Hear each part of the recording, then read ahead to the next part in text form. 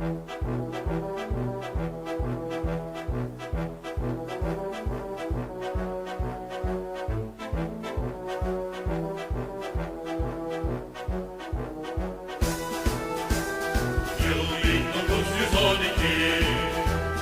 memlekette savaş günleri, başkaldırı, boyun eğmeli, karşı yakanın gençleri, Sıtkı Bey ve arkadaşları yaktılar bu meşaleyi.